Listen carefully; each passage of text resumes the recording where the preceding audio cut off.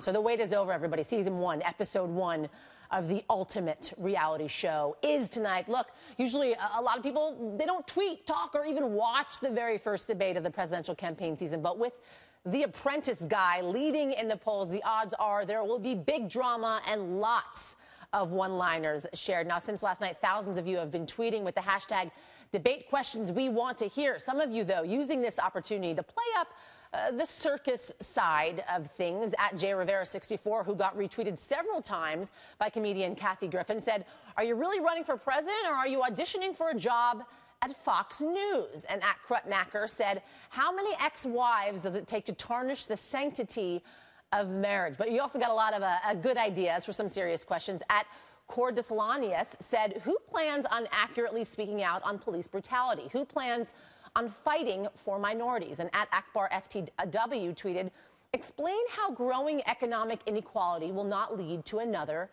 market crash." A lot of issues out there to be covered. The most social candidate of all, of course, is Donald Trump, and lots of people are tweeting that he is the only reason why people will be watching tonight. But what is it about him? Here's a clip from last night's Dr. Drew on HLN. People are letting him pursue the strategy which seems now to be working, which is say anything you want, man, and then explain yourself later. Well, also, look, I think, look, I got to say, it's refreshing to talk to Donald Trump. He's unlike any other candidate out there. He doesn't come with handlers who are telling you to wrap it up. I've talked to him for 40 minutes at a time, and the interview could have continued. I just ran out of things to ask him. It's refreshing, whether they agree with him or not, right. Whether he doesn't have a lot of policy specifics, but that's not what it's about. Okay, this is going to be good. CNN political commentator Tara Setmeyer is in Cleveland for tonight's debate, and joining us now, along with Sirius XM talk show host, back with us, comedian Pete Dominick. Thank you guys both for joining us. Pete, we just heard Anderson Cooper, who interviewed Trump, say a big reason why he's at the top of the polls is because he has no filter. And there's something to say about that, right? Will Trump rise to the occasion, Pete, you think, or is he going to sink his own boat tonight? I don't know. Who knows what happens tonight? I think everybody's talking too much about Trump and should be looking at Jeb Bush, because Trump will fizzle out. It is inevitable. But Jeb Bush has everything to lose. He's, was the front runner.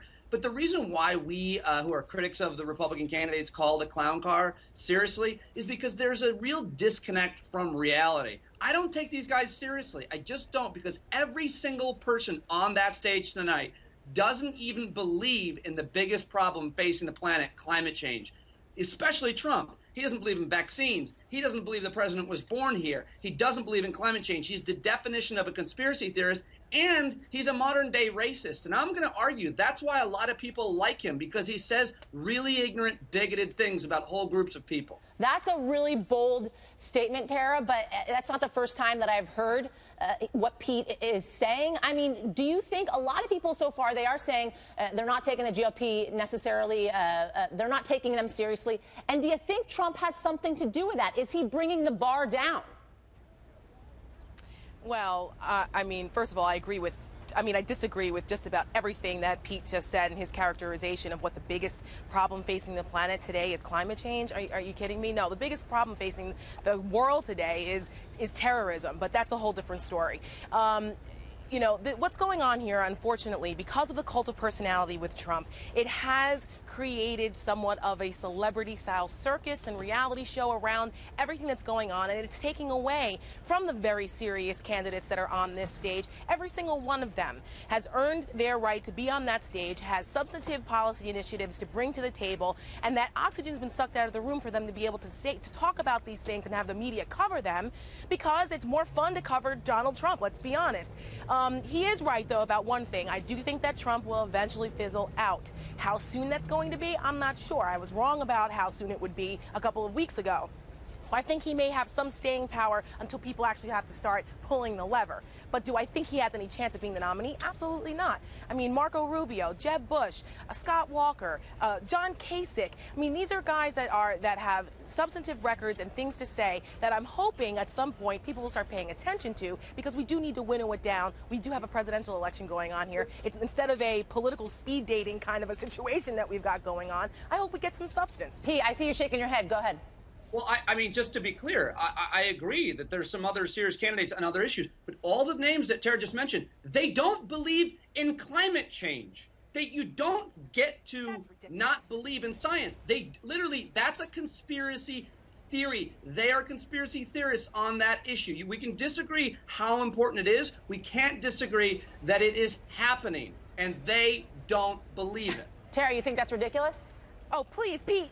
I think it's ridiculous. Pete, I've got news for you. Climate change happened way before there was the Industrial Revolution, before there were cars, before there were people in urban centers. Climate change has been happening for billions of years, okay? What's most important, what people need to talk about, are things that are affecting you don't deserve the economy. anybody who's Hold on a second, Pete. Let Tara finish, and then I'll let you go. Things that healthcare, those are things that people care about. How the United States is going to respond to Islamic terrorism and the threat that poses here at home. Those are the issues. Climate change, and which the science is up for dispute, whether it's man-made or not. It is not settled science, and that is still up for dispute. But to sit here and say that because a candidate may have a question about whether man-made climate change is real or not disqualifies them and they're not a serious candidate, I think it's ridiculous. Climate change, I think it's actually arrogant of us as people to think that human beings have the ability to affect the climate so much that it requires a international response. Go ahead, Pete. Go ahead.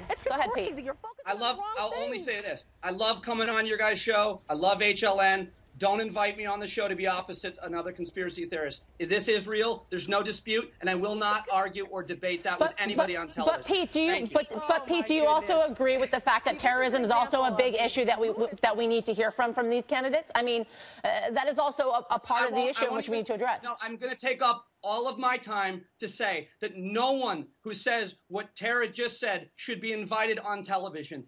Obviously, terrorism is an issue, but if you think terrorism is a more important issue or a scarier thing than heart disease, you've been duped. More important than climate change, you've been duped. I'm just beside myself that anybody would, at this point in 2015, be invited to come on television and say the things that she just said. I wanted to have fun. I'm irate at that. I won't invite people on my radio show that are conspiracy theorists, and I won't debate them either. Tara, final word? Well, I'm not a conspiracy theorist by any sense of the word, but this is the kind of lunacy on the left that you've got to be kidding me. You're sitting here and arguing that climate change is the most important issue facing the world, the United States today. I mean, this is unbelievable. But if that's what you want to run, you want to decide to run on, I appreciate both that debate. Let's do it. I appreciate both of your opinions on this matter, and thank you guys both for joining us. Listen, if the debate is going to be as charged as that segment just was, you're going to want to watch it.